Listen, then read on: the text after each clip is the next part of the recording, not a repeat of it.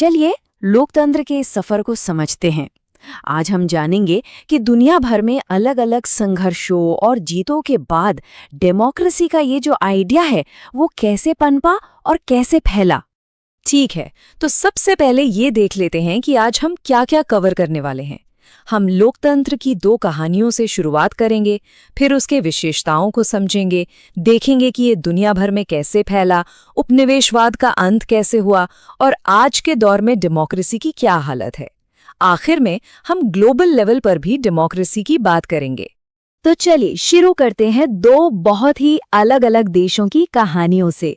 इनसे हमें पता चलेगा कि डेमोक्रेसी की ये जो यात्रा है ये कितनी उतार चढ़ाव भरी रही है। तो सबसे बड़ा सवाल यही है कि किसी भी देश में लोकतंत्र आता और जाता कैसे है। इसी सवाल का जवाब ढूंढने के लिए हमारी पहली कहानी हमें ले चलती है साउथ अमेरिका। तो कहानी शुरू होती है 1970 में चिली से। यहाँ सोशलिस्ट पार्टी के सैल्वाडोर अयेंदे पॉपुलर यूनिटी नाम के गठबंधन को लीड करते हुए राष्ट्रपति का चुनाव जीत जाते हैं और जीतने के बाद उन्होंने कई बड़े सुधारों की शुरुआत की। अच्छा, अयेंदे ने क्या क्या किया? उन्होंने बच्चों के लिए मुफ्त दूध की व्यवस्था की, जिनके पास जमीन नहीं थी उन्हें जमीनें बांटी, एजुकेशन सिस्टम में सुधार किए और तो और उन्होंने विदेशी कंपनियों का भी विरोध किया जो देश के तांबे जैसे रिसोर्सेज को बाहर ले जा रही थीं। अब जाहिर है इन कदमों से गरीबों और मजदूरों को तो फायदा हुआ, लेकिन देश के अमीर लोग, चर्च और दूसरी पॉलिटिकल पार्टियां उनके खिलाफ हो गईं और ये विरोध बढ़ते बढ़ते एक बहुत ही नाटकीय और हिंसक मोड़ पर आ गया। तारीख थी 11 सितंबर 1973, जब जनरल ऑगस्टो पिनोशे की अगुवाई में सेना ने तख्ता पलट कर दिया। इस तख्ता पलट में उनकी जान चली गई, लेकिन मरने से ठीक पहले राष्ट्रपति आइंद ने रेडियो पर अपना आखिरी भाषण दिया। इसमें उन्होंने लोकतंत्र और अपने लोगों पर पूरा भरोसा जताया। तो आइंदे की सरकार गिरने के बाद जनरल पिनोशे देश के राष्ट्रपति बन गए और वहां एक मिलिट्री तानाशाही शुरू हो गई। ये तानाशाही पूरे 17 साल चले। इस दौरान हजारों लोग जो आइंदे के समर्थक थे या डेमोक्रेसी की मांग कर रहे थे, उन्हें टॉर्चर किया गया, मार दिया गया। आखिर में 1988 में एक जनमत संग्रह मतलब एक रेफरेंडम हुआ, जिसमें पिनोशे हार गए और चिली में फिर से लोकतंत्र की बहाली का रास्ता साफ हुआ। तो ये थी चिली की कहानी। अब दुनिया के दूसरे कोने में चलते हैं और एक बिल्कुल अलग तरह का संघर्ष देखते हैं पोलैंड में। तो 1980 के दशक में पोलैंड की हालत कुछ ऐसी थी। वहां पोलिश यूनाइटेड वर्कर्स पार्टी, जो कि एक कम्युनिस्ट पार्टी थी, उसका शासन था। मतलब किसी और पॉलिटिकल पार्टी को काम करने की इजाजत ही नहीं थी, लोगों के पास अपने नेताओं को चुनने की आज़ादी नहीं थी और जो भी सरकार के खिलाफ बोलता उसे सीधे जेल में डाल दिया जाता था। इस सरकार को सोवियत संघ का पूरा सपोर्ट था। पोलैंड में डेमोक्रेसी के लिए जो संघर्ष शुरू हुआ उसकी चिंगारी भड़की 14 अगस्त 1980 को, जब गदांस्क शहर के लेनिन शिपयार्ड के मजदूर हड़ताल पर चले गए। इस हड़ताल को लीड कर रहे थे लेक वालेसा। धीरे धीरे ये हड़ताल पूरे देश में फैल गई। आखिर में सरकार को झुकना पड़ा और मजदूरों के साथ एक 21 पॉइंट का अग्रीमेंट साइन करना पड़ा। इसी के बाद देश का पहला आज़ाद ट्रेड यूनियन बना, जिसका नाम था सॉलिडारिटी। लेकिन सरकार इतनी आसानी से हार मानने वाली नहीं थी। दिसंबर 1981 में जनरल जारुजेल्स्की ने देश में मार्शल लॉ लगा दिया, यानी सेना का शासन, और सॉलिडारिटी के हजारों सदस्यों को जेल में बंद कर दिया गया। सरकार के इस दमन के बावजूद सॉलिडारिटी ने अपनी हड़तालें जारी रखीं। उसी समय देश की इकोनॉमी भी खराब हो रही थी और सोवियत संघ का सपोर्ट भी कमजोर पड़ रहा था। इन सब दबावों के चलते 1989 में सरकार और विपक्ष के बीच बातचीत हुई और आज़ाद चुनाव कराने पर सहमति बनी। सॉलिडारिटी ने सीनेट की सभी 100 सीटों पर चुनाव लड़ा और 99 सीटें जीत लीं। और फिर अक्टूबर 1990 में उसी हड़ताल के नेता लेक वालेसा पोलैंड के राष्ट्रपति चुने। तो हमने चिली और पोलैंड की ये दो कहानियां देखीं। अब जो बात वाकई में इंटरेस्टिंग है वो ये है कि ये कहानियां हमें डेमोक्रेटिक और नॉन डेमोक्रेटिक सरकारों के बीच का फर्क समझने में मदद करती हैं। मतलब लोकतंत्र असल में है क्या और क्या नहीं है। चलिए इन दोनों नॉन डेमोक्रेटिक सरकारों की तुलना करते हैं। पिनोशे का चिली एक मिलिट्री तानाशाही थी, तो कम्युनिस्ट पोलैंड में एक ही पार्टी का राज था। लेकिन दोनों में कॉमन क्या था? दोनों ही जगहों पर लोग अपने शासकों को न तो चुन सकते थे, न ही बदल सकते थे। और दोनों ही जगह लोगों के पास अपनी बात कहने, विरोध करने या संगठन बनाने की कोई आज़ादी नहीं। तो इन दोनों कहानियों से जो सबसे जरूरी बात निकल कर आती है वो है एक डेमोक्रेसी की सबसे बेसिक विशेषताएं। पहला, शासकों को जनता चुनती है। दूसरा, लोगों को अपने विचार रखने की पूरी आज़ादी होती है। तीसरा, लोगों को संगठन बनाने की आज़ादी होती है। और चौथा, उन्हें सरकार की नीतियों का विरोध करने का भी हक होता है। तो हमने लोकतंत्र की कुछ विशेषताओं को समझा। अब जरा बड़े पैमाने पर देखते हैं कि ये डेमोक्रेटिक आइडियाज पूरी दुनिया में समय के साथ कैसे फैले। अगर हम 20वीं सदी की शुरुआत में देखें तो जैसा कि ये मैप दिखा रहा है, डेमोक्रेसी बहुत कम देशों में थी। ज्यादातर ये नॉर्थ अमेरिका और वेस्टर्न यूरोप के कुछ ही हिस्सों तक सीमित थी। लेकिन 1975 आते आते तस्वीर काफी बदल गई थी। इस समय तक कई देश जैसे भारत कॉलोनियल रूल से आज़ाद हो चुके थे। तो अब हम देख सकते हैं कि डेमोक्रेटिक सरकारों की संख्या काफ़ी बढ़ गई थी, खासकर साउथ अमेरिका और एशिया में। और फिर साल 2000 तक आते आते डेमोक्रेसी की एक बहुत बड़ी लहर आई। सोवियत संघ के टूटने के बाद खास तौर पर ईस्टर्न यूरोप, साउथ अमेरिका और अफ्रीका के कई हिस्सों में डेमोक्रेसी का बहुत तेज़ी से विस्तार हुआ। लोकतंत्र के इस फैलाव के पीछे एक बहुत बड़ी वजह थी उपनिवेशवाद का खत्म होना। जब पुराने साम्राज्य टूटे तो कई नए देश बने और वहां लोकतंत्र के लिए नए संघर्ष शुरू हुए। इसका एक बड़ा उदाहरण है घाना। इसे पहले गोल्ड कोस्ट के नाम से जाना जाता था। 1957 में ये ब्रिटेन से आज़ादी पाने वाला सब सहारन अफ्रीका का पहला देश बना।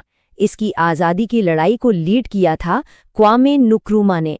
घाना की आज़ादी कई दूसरे अफ्रीकी देशों के लिए एक प्रेरणा बनी।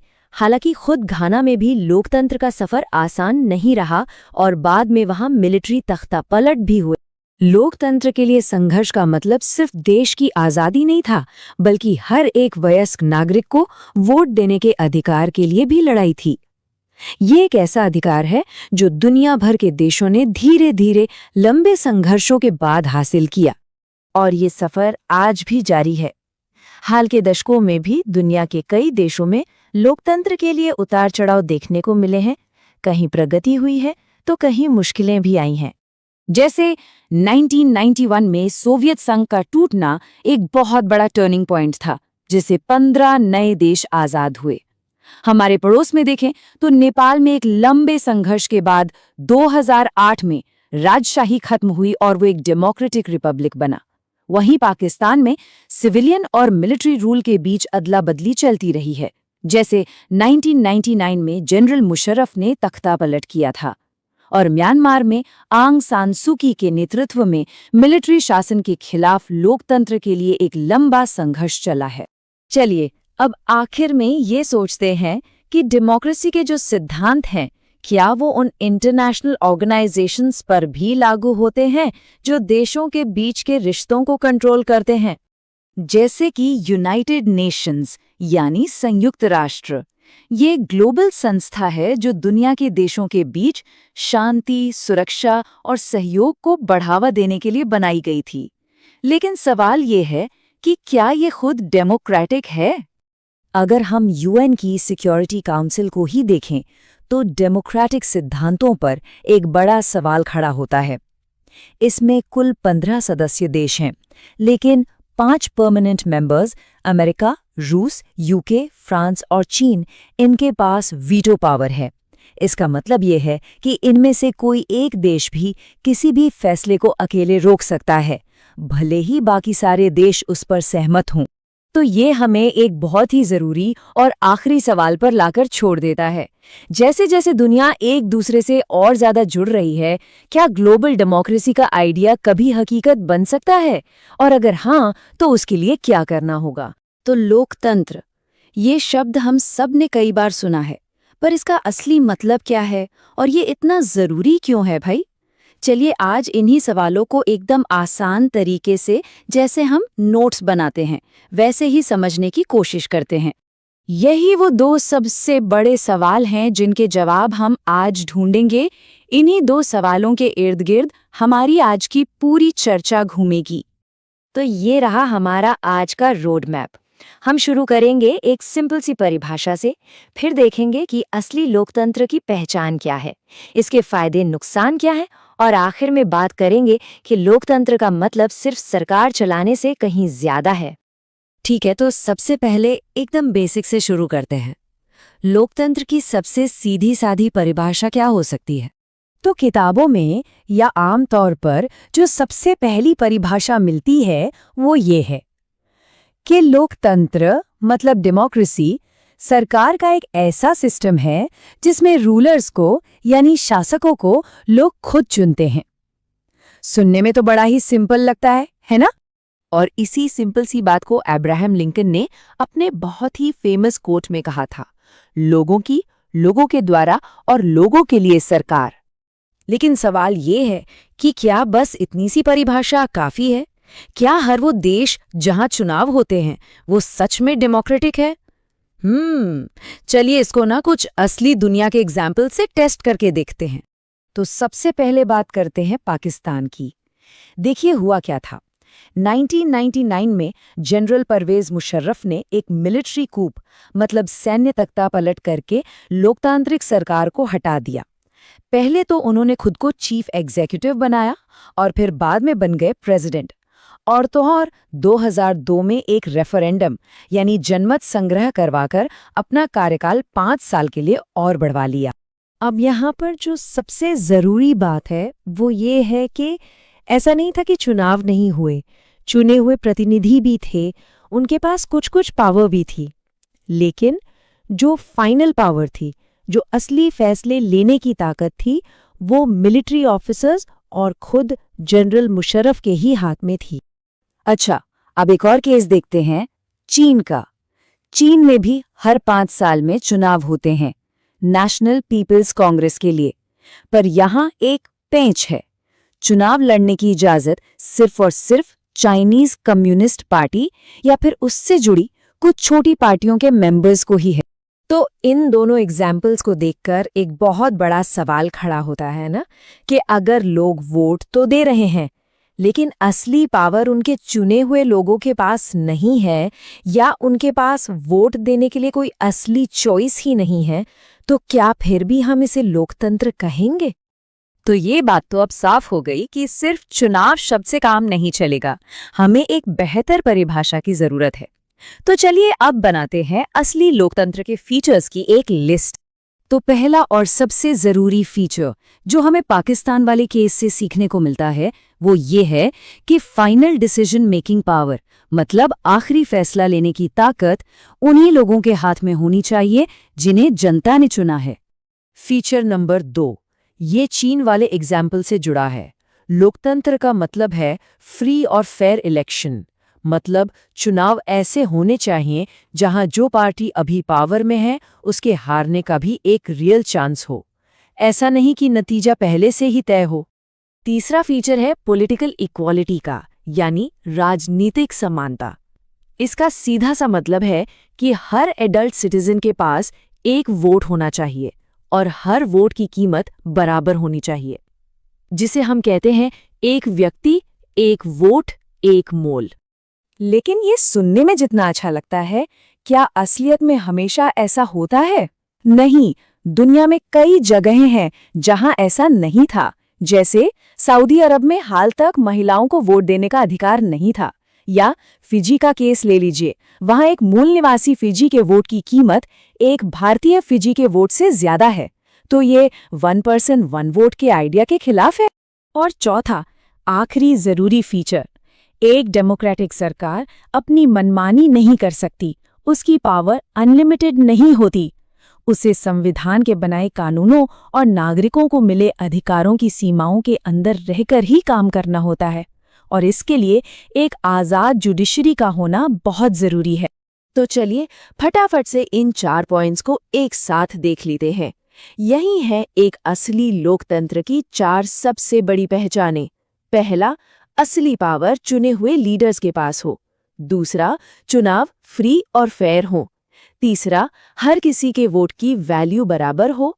और चौथा, सरकार कानून के दायरे में काम करे। ठीक है, तो अब हम ये तो समझ गए कि लोकतंत्र होता क्या है, लेकिन अगला बड़ा सवाल ये है कि क्या ये सरकार चलाने का सबसे अच्छा तरीका है? इस पर एक बहुत बड़ी बहस है। चलिए इसके पक्ष और विपक्ष दोनों के तर्कों को देखते हैं। तो एक तरफ वो लोग हैं जो कहते हैं कि लोकतंत्र में खामियां हैं, जैसे लीडर बदलते रहते हैं तो अस्थिरता आती है, इतने सारे लोगों से पूछना पड़ता है तो फैसले लेने में देर होती है, चुनावी मुकाबले के चक्कर में कई बार भ्रष्टाचार भी होता है। लेकिन दूसरी तरफ इसके फायदे भी गिनाए जाते हैं, जैसे कि सरकार ज्यादा जवाबदेह होती है, बेहतर फैसले लिए जाते हैं और सबसे बड़ी बात, इसमें अपनी गलतियों को सुधारने का मौका मिलता है। अभी हमने जवाबदेही की बात की, यानी अकाउंटेबिलिटी। इस एक शब्द की ताकत कितनी ज्यादा है, इसे समझने के लिए एक बहुत ही दर्दनाक उदाहरण देखते हैं। बात है 1958 से 61 के बीच चीन में आए अकाल की। ये दुनिया के इतिहास का सबसे भयंकर अकाल था, जिसमें करीब करीब 3 करोड़ लोगों की जान चली गई थी। अब यहाँ सोचने वाली बात यह है कि उसी दौरान भारत की आर्थिक स्थिति भी कोई बहुत अच्छी नहीं थी। लेकिन भारत में ऐसा अकाल क्यों नहीं आया?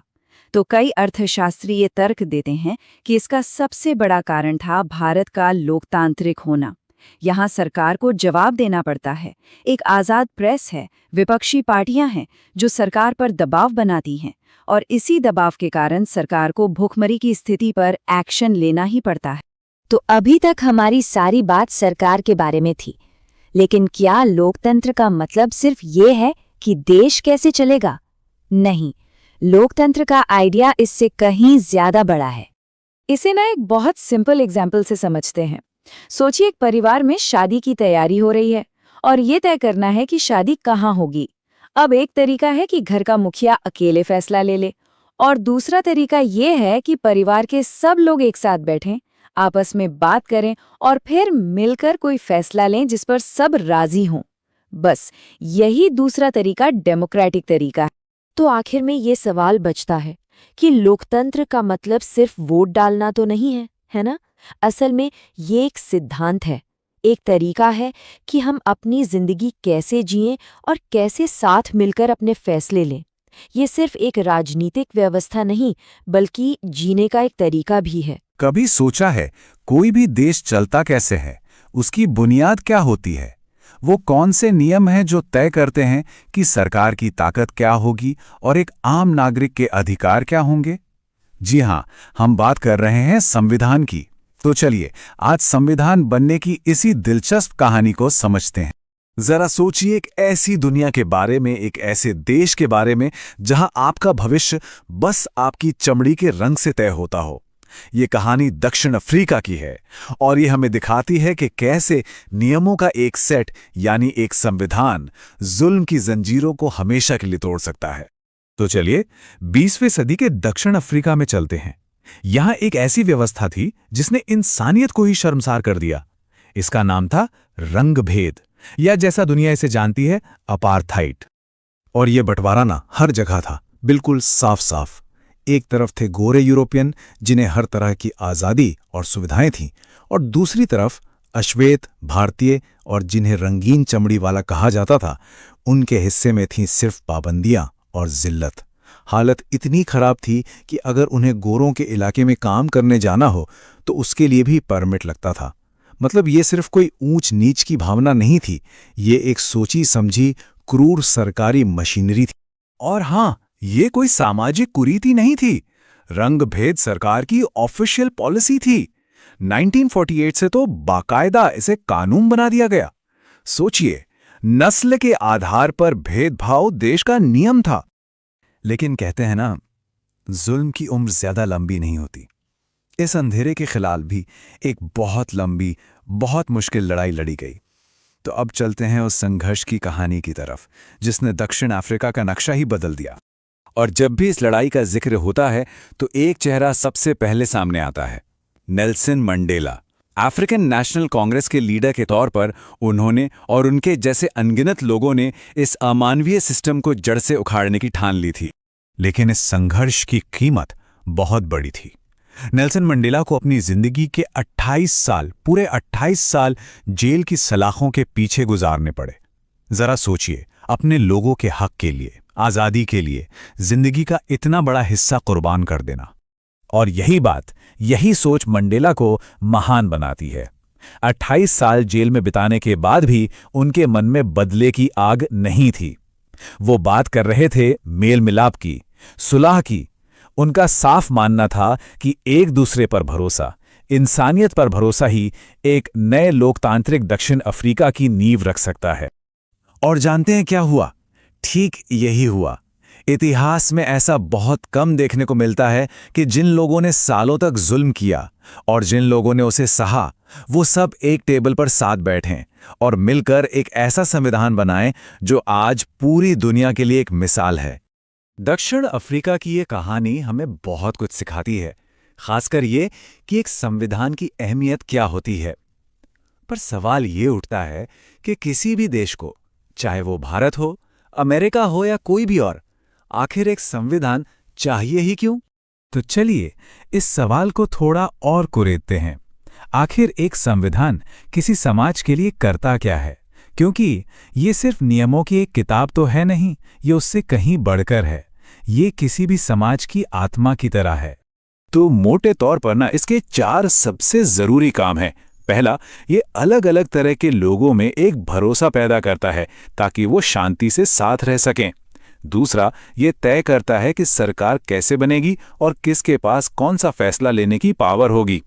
तीसरा, जो कि बहुत जरूरी है, ये सरकार की ताकत पर एक लिमिट लगाता है और नागरिकों को उनके अधिकार देता है। और चौथा, ये हमारे एक अच्छे समाज बनाने के सपने को दिखाता है कि हम मिलकर कैसा देश बनाना चाहते हैं। अब बात करते हैं भारत की। देखिए, हमारे लिए संविधान बनाना कोई फूलों की सेज नहीं थी। ये उस वक्त हुआ जब देश अपने इतिहास के शायद सबसे मुश्किल और दर्दनाक दौर से गुजर रहा था। ये जो आंकड़ा है ना, ये उस दर्द की एक छोटी सी झलक है। जब हमारे संविधान निर्माता देश का भविष्य लिख रहे थे, ठीक उसी वक्त देश बंटवारे की आग में धधक रहा था। करीब करीब 10 लाख लोग मारे गए थे। ऐसे भयानक माहौल में एक देश को जोड़ने वाले नियम बनाना, आप सोच सकते हैं कितनी बड़ी चुनौती रही होगी। और हाँ, ये संविधान कोई रातों रात नहीं बन गया। इसकी तैयारी तो आज़ादी की लड़ाई के साथ साथ ही चल रही थी। 1928 में मोतीलाल नेहरू ने एक ड्राफ्ट बनाया, फिर 1931 के कराची सेशन में इसका खाका खींचा गया और आखिरकार 1946 में संविधान सभा बनी। मतलब ये एक बहुत लंबी सोच और बहस का नतीजा था। इस संविधान सभा में पूरे भारत से 299 सदस्य थे और इन्होंने करीब 3 साल तक 114 दिन बैठकें की और संविधान के एक एक शब्द, एक एक क्लॉज पर जमकर बहस की। ये दिखाता है कि हमारे फाउंडिंग फादर्स कितनी गंभीरता से, कितनी दूर की सोच कर देश की नींव रख रहे थे। तो सवाल ये है कि आखिर हमारे संविधान का दिल क्या है? इसकी आत्मा क्या है? वो कौन सी फिलॉसफी है जो इसे सिर्फ एक कानूनी किताब से ज्यादा बनाती है? और इसका जवाब हमें मिलता है संविधान की प्रस्तावना, यानी प्रीएम्बल में। ये है हमारे संविधान की प्रस्तावना। इसे उद्देशिका भी कहते हैं। आप इसे एक खूबसूरत कविता की तरह देख सकते हैं जो चंद लाइनों में पूरे संविधान का सार बता देती है। ये उन आदर्शों का आईना है जिन पर हमारे देश की इमारत खड़ी है। इसका पहला और सबसे अहम शब्द है सॉवरेन, यानी संप्रभु। सीधा सा मतलब है कि भारत अब अपने फैसले लेने के लिए आजाद है। कोई बाहर की ताकत हमें हुक्म नहीं दे सकती। असली पावर भारत के लोगों के हाथ में है। दूसरा बड़ा आदर्श है सेक्युलर, यानी पंथ निरपेक्ष। इसका मतलब है कि सरकार की नजरों में सारे धर्म एक बराबर हैं। देश का कोई एक ऑफिशियल धर्म नहीं होगा और हर किसी को अपने अपने धर्म को मानने, उसका पालन करने की पूरी पूरी आजादी होगी। और फिर आता है डेमोक्रेटिक रिपब्लिक, यानी लोकतांत्रिक गणराज्य। इसके दो हिस्से हैं। लोकतांत्रिक का मतलब कि सरकार को हम लोग ही चुनेंगे अपने वोट से, और गणराज्य का मतलब कि देश का जो सबसे बड़ा पद है, हेड ऑफ स्टेट, वो कोई राजा रानी नहीं होगा, बल्कि वो भी एक चुना हुआ इंसान ही होगा।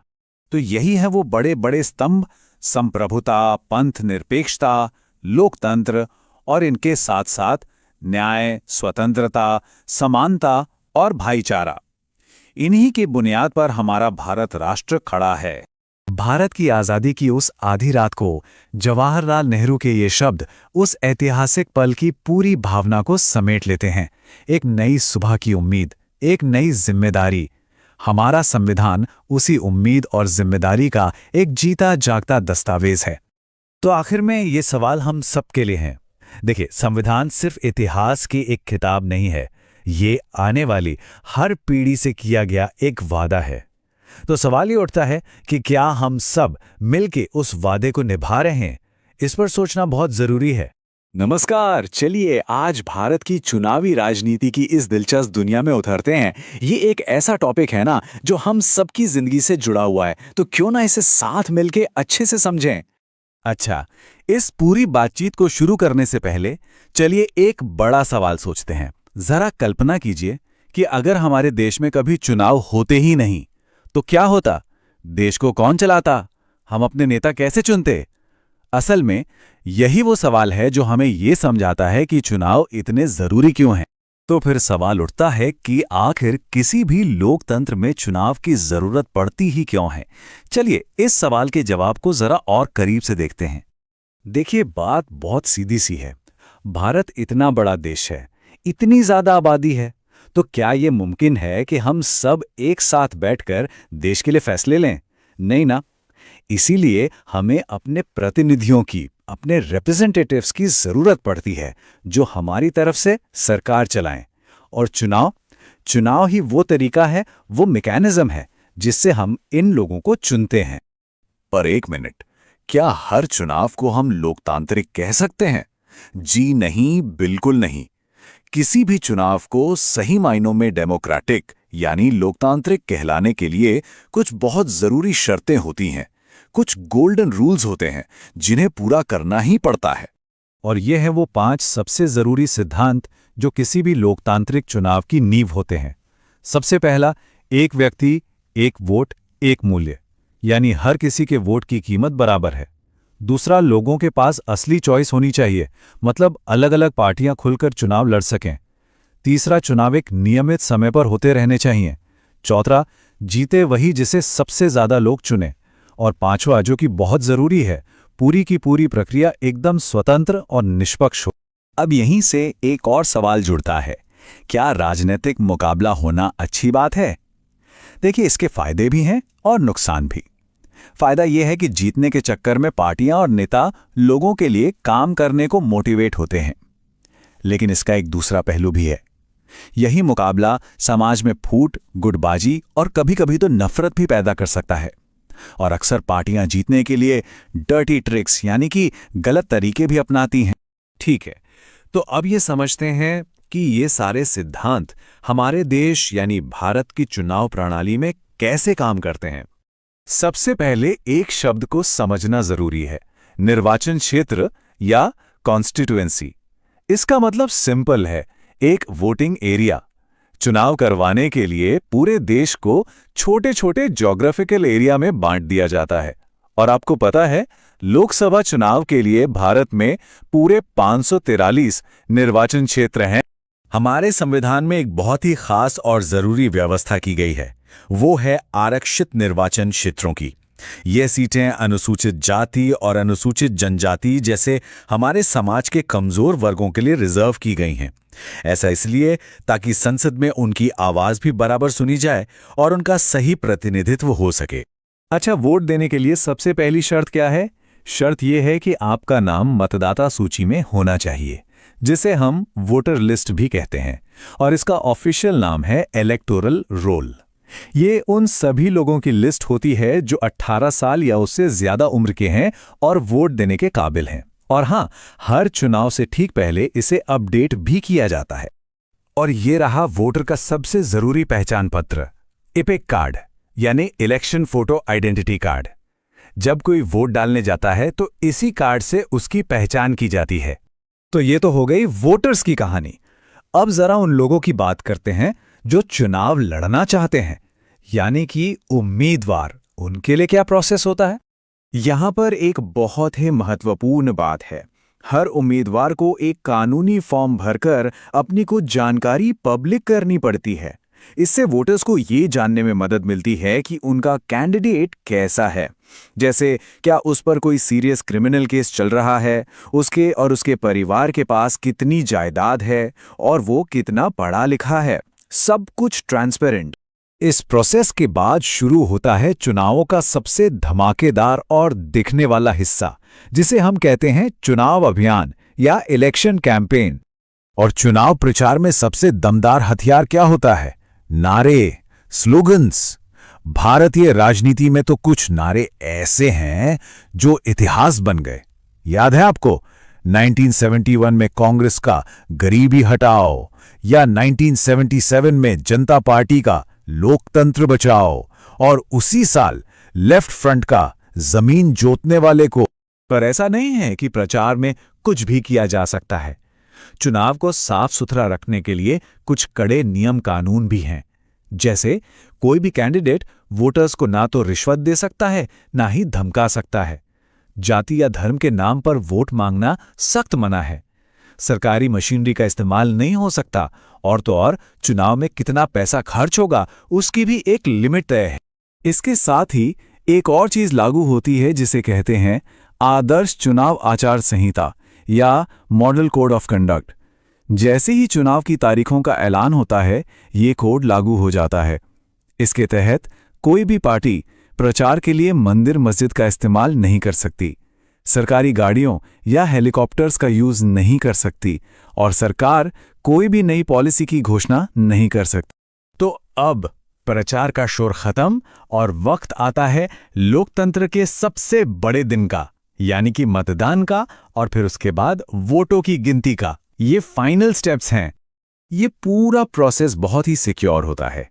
सबसे पहले वोटर पोलिंग बूथ पर जाता है, वहां उसकी पहचान वेरीफाई होती है, फिर उसकी उंगली पर स्याही लगाई जाती है ताकि वो दोबारा वोट न डाल सके। इसके बाद वो अपना वोट डालता है और फिर सारे वोटों को सील करके एक फिक्स तारीख पर गिना जाता है। लेकिन एक मिनट, इतने सारे नियम कानून, इतनी बड़ी प्रक्रिया, इन सब का पालन कौन करवाता है? इस पूरे खेल का रेफरी कौन है? वो है भारत का चुनाव आयोग, इलेक्शन कमीशन ऑफ इंडिया। और ये कोई मामूली संस्था नहीं है। चुनाव आयोग हमारी न्यायपालिका की तरह ही एक बहुत ही पावरफुल और इंडिपेंडेंट बॉडी है। चुनाव की तारीखों के ऐलान से लेकर नतीजों की घोषणा तक सब कुछ इसी के कंट्रोल में होता है। ये आचार संहिता को लागू करवाता है, और अगर इसे कहीं भी कोई गड़बड़ी लगती है तो ये उस जगह पर दोबारा चुनाव करवाने का आदेश भी दे सकता है। अब इतनी मजबूत व्यवस्था होने के बाद भी सच तो ये है कि हमारे चुनावों के सामने आज भी कुछ बहुत बड़ी और गंभीर चुनौतियां हैं। एक तरह से ये एक रियलिटी चेक है। ये कुछ ऐसे मुश्किल मुद्दे हैं जिन पर देश में हर वक्त बहस चलती रहती है, जैसे कि चुनावों में पैसे का बढ़ता हुआ गलत इस्तेमाल, क्रिमिनल बैकग्राउंड वाले लोगों का चुनाव लड़ना, पार्टियों के अंदर वंशवाद की राजनीति, और कई बार ऐसा भी होता है कि बड़ी पार्टियों की नीतियों में कोई खास फर्क ही नहीं होता, जिसे वोटर के पास चुनने के लिए ज्यादा अच्छे विकल्प नहीं बचते। और ये सारी बातें हमें एक बहुत ही जरूरी सवाल पर लाकर खड़ा कर देती हैं कि इस पूरी लोकतांत्रिक प्रक्रिया को जिंदा, निष्पक्ष और मजबूत बनाए रखने में एक नागरिक के तौर पर हमारी क्या भूमिका हो सकती है। इस पर हम सबको सोचना बहुत जरूरी है। नमस्कार, चलिए आज मिलकर समझते हैं उन बड़ी और महत्वपूर्ण संस्थाओं को जो हमारे लोकतंत्र की पूरी मशीनरी को चलाती हैं।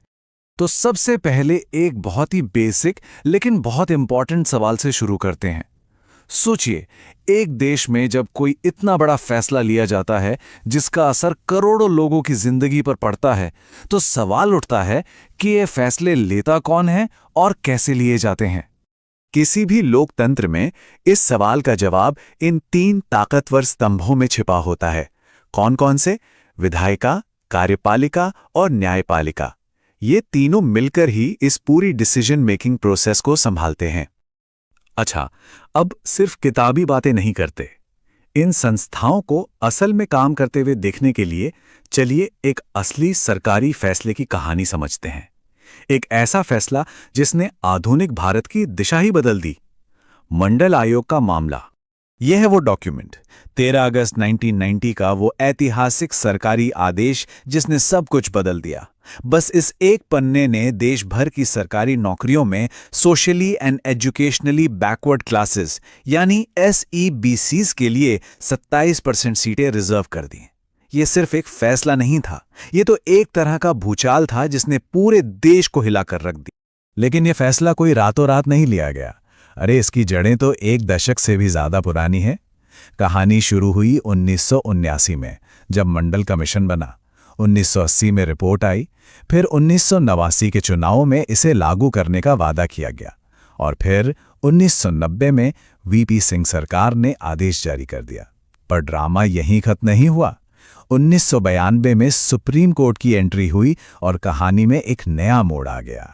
तो पहला सवाल ये कि ये आदेश जारी करने की पावर आखिर थी किसके पास? यहीं से हमारी पहली संस्था की एंट्री होती है, कार्यपालिका यानी द एग्जीक्यूटिव। सीधे और सरल शब्दों में कहें तो कार्यपालिका सरकार का वो इंजन है जो बड़ी बड़ी नीतियां बनाता है, फैसले लेता है और फिर सबसे जरूरी उन्हें जमीन पर लागू करवाता है। दिन प्रतिदिन का सारा सरकारी काम यही संभालती है। अब यहां एक बहुत ही इंटरेस्टिंग बात है।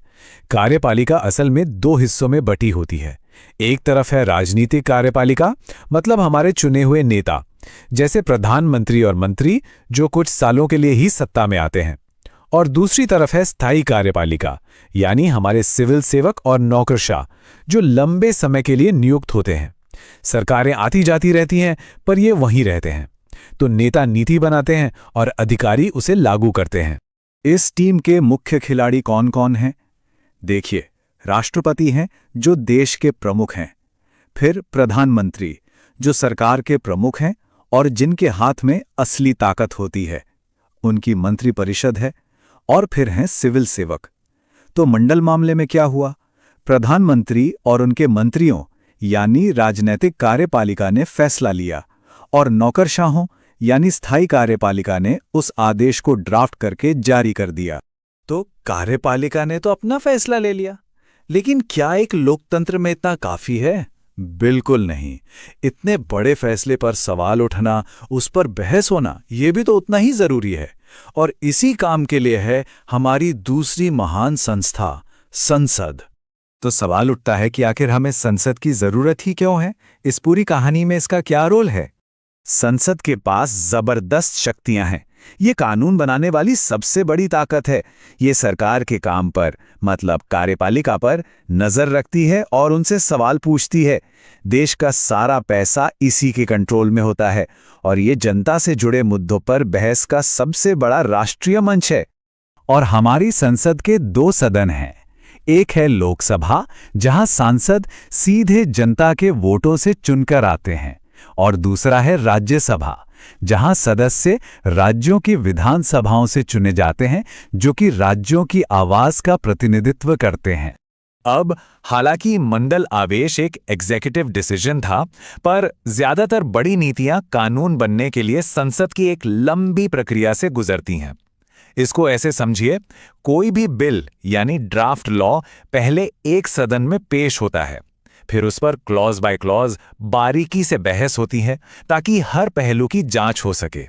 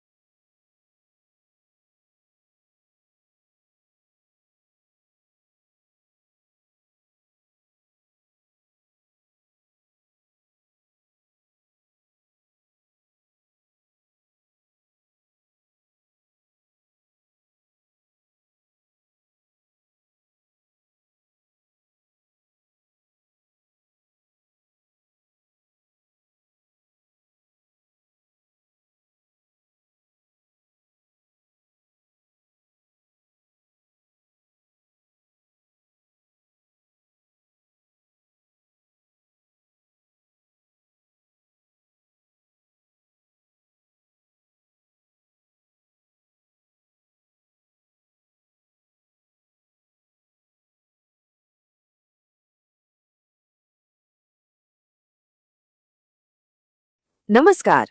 आज हम बात करने वाले हैं लोकतांत्रिक अधिकारों के बारे में। ये वो अधिकार हैं जो किसी भी अच्छे न्यायपूर्ण समाज की एकदम बुनियाद होते हैं। अच्छा, शुरुआत एक सवाल से करते हैं। कभी सोचा है कि अगर हमारे पास कोई अधिकार ही ना हो तो क्या होगा? मतलब हमारी जिंदगी कैसी होगी?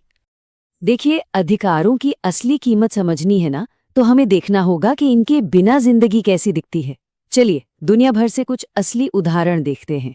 जैसे कि ग्वांतानामो बे, यहाँ अमेरिकी सरकार ने कई लोगों को सालों तक कैदी बना के रखा, और वो भी बिना किसी मुकदमे के, बिना किसी सुनवाई के। या फिर सऊदी अरब को देखिए, वहां पर एक ही खानदान का राज चलता है। वहां के लोगों के पास ये आजादी ही नहीं है कि वो अपनी सरकार बदल सकें या कोई पॉलिटिकल पार्टी बना सकें। और हमें कोसोवो में हुआ जातीय नरसंहार तो बिल्कुल नहीं भूलना चाहिए। ये एक बहुत ही भयानक उदाहरण है कि जब किसी एक पूरे समुदाय के जीने का हक ही छीन लिया जाता है तो नतीजा कितना खौफनाक हो सकता है।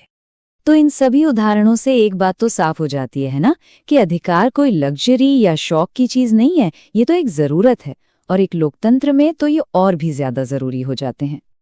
आखिर क्यों? क्योंकि यही अधिकार हमें वोट देने, चुनाव लड़ने की ताकत देते हैं। यही हमें सरकार को चुनने और बदलने का हक देते हैं। इन्हीं की वजह से हम अपने विचार खुलकर रख सकते हैं, अपनी पार्टी बना सकते हैं, और सबसे जरूरी, ये अधिकार अल्पसंख्यकों को बहुसंख्यकों के दबाव से बचाते हैं और सरकार को मनमानी करने से रोकते हैं। एक तरह से ये एक गारंटी है। तो सवाल उठता है कि हमारे देश भारत में इन जरूरी अधिकारों को कैसे बचाया जाता है। इसका जवाब हमें मिलता है हमारे भारतीय संविधान में। चलिए इसे ही देखते हैं। देखिए, हमारे संविधान में जो मौलिक अधिकार दिए गए हैं ना, वो एक दिन में नहीं बने। उनके पीछे एक बहुत लंबा सफर है। 1789 की फ्रांसीसी क्रांति से लेकर 1928 में मोतीलाल नेहरू समिति की मांग तक, और फिर 1948 में यूएन का मानवाधिकार घोषणा पत्र। इन सब के बाद जाकर 1950 में हमारे संविधान में मौलिक अधिकारों को जगह मिली। हमारे देश में इन बुनियादी अधिकारों को मौलिक अधिकार या फंडामेंटल राइट्स कहा जाता है। ये इतने जरूरी हैं, इतने बुनियादी हैं कि इनकी सुरक्षा की गारंटी कोई और नहीं बल्कि खुद हमारा संविधान लेता है। तो चलिए एक एक करके इन अधिकारों को समझते हैं। सबसे पहले बात करते हैं पहले और सबसे जरूरी अधिकार की, समता का अधिकार, यानी राइट टू इक्वालिटी। हमारे समाज में कई तरह की असमानताएं हैं जो बहुत गहराई तक फैली हुई हैं। जैसे एक ही काम के लिए औरतों को मर्दों से कम पैसे मिलना, या दलितों को किसी सार्वजनिक जगह पर जाने से रोकना, या फिर जाति के नाम पर स्कूल में बच्चों के लिए पानी पीने की अलग व्यवस्था करना। समता का अधिकार इन्हीं सब चीजों के खिलाफ है। तो इसका समाधान क्या है? इसका जवाब हमारा संविधान बिल्कुल साफ साफ देता है। संविधान कहता है कि सरकार किसी भी नागरिक के साथ धर्म, जाति, लिंग या जन्म की जगह के आधार पर कोई भेदभाव नहीं करेगी। मतलब ये सारी भेदभाव वाली बातें गैर कानूनी हैं। अच्छा, समता के अधिकार के बाद अब हम आते हैं एक और बहुत ही जरूरी अधिकार पर।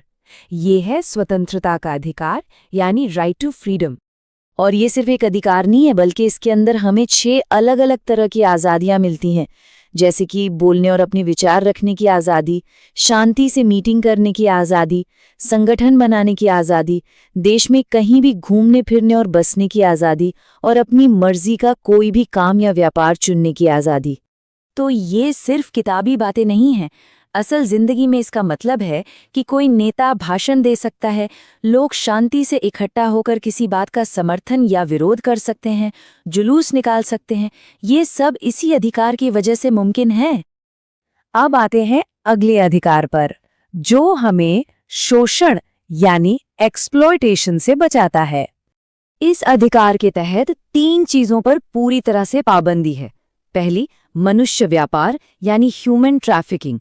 दूसरी, बंधुआ मजदूरी या बेगार, मतलब किसी से जबरदस्ती बिना पैसे दिए काम करवाना। और तीसरी, 14 साल से कम उम्र के बच्चों से किसी भी खतरनाक काम में मजदूरी करवाना। ये तीनों ही कानूनन जुर्म है। ठीक है, तो हमारे पास समता का अधिकार है, स्वतंत्रता का अधिकार है, शोषण के खिलाफ अधिकार है। लेकिन सोचिए, अगर कोई इन अधिकारों को हमसे छीनने की कोशिश करे तो तब क्या होगा? यहीं पे आता है वो अधिकार जिसे अधिकारों का संरक्षक भी कहते हैं। ये है संवैधानिक उपचारों का अधिकार। इसका मतलब ये है कि अगर किसी के भी मौलिक अधिकार का उल्लंघन होता है तो वो इंसान सीधे हाई कोर्ट या सुप्रीम कोर्ट जा सकता है, और कोर्ट इन अधिकारों को लागू करवाने के लिए 5 तरह के खास आदेश जारी कर सकती है, जिन्हें रिट्स कहते हैं। एक और मजेदार बात यह है कि हमारे अधिकार एक जगह रुके हुए नहीं हैं। जैसे जैसे समाज बदलता है वैसे वैसे अधिकारों का दायरा भी बढ़ता जाता है। चलिए देखते हैं कि ये कैसे हो रहा है।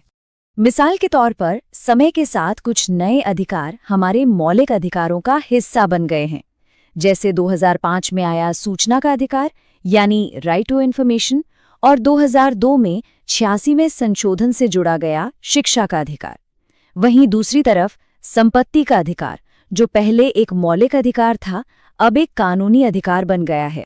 तो अब तक हमने अधिकारों की बात की, यानी हमें क्या मिलता है। लेकिन सिक्के का एक दूसरा पहलू भी है, कर्तव्य, यानी हमें क्या करना चाहिए। हमारे संविधान में अधिकारों के साथ साथ नागरिकों के लिए कुछ मौलिक कर्तव्य भी बताए गए हैं। और यहीं पर हम एक सवाल के साथ इस चर्चा को समाप्त करते हैं।